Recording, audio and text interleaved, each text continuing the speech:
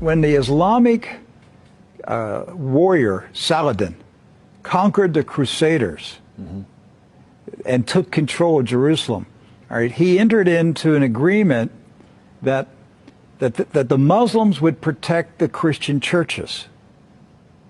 And so he appointed 2 Muslim families. Both of these families have been in Jerusalem for, close to 1,000 years. And each generation has passed down the key. The key. Right. The physical key. Mr. Judah said that the key he presently has is 800 years old. It's incredible. He had another key, but it broke. And this is a Muslim. I mean, yes. Adabid Judah is a Muslim. And he said it's a great honor for a Muslim to hold the key to the Church of the Holy Sepulchre, which is the most important church in Christendom. That's not disrespect. That's, we don't hear this in America. We don't hear, because what we have been told is Christian Americans, you should hate Muslims, you should kill Muslims. Because they're going to tear down all the churches yes.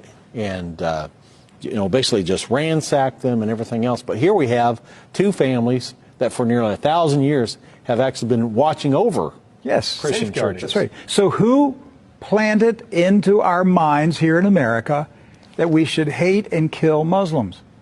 Who planted that thought in our head? Because it came into our society after 9/11. That's correct.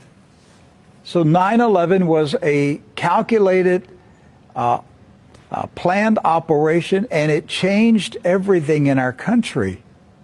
And so we were saturated with media propaganda, which who owns the media in this country? So we're saturated with this media propaganda. You Americans, you need to hate Muslims. You need to go to war. You need to send your sons to go kill Muslims. All right? And yet, when you go to the Middle East, you find out that the Muslims, like Christians, are taking care of Christian churches. Yes. Do not hold animosity against Christians or Americans, except in the case where Americans are pushing for war in their countries or trying to take their land. So they've lived together. They've lived together for centuries and centuries. Jews, Christians, and Muslims have lived together for centuries. They were buying and selling. They were trading. They were doing business together. They were building houses next door to each other for centuries. And it didn't change until the Zionists came. Now, see, wait a minute. I thought Zionists are Jews. Not all Jews are Zionists. And not all Zionists are Jews. Right.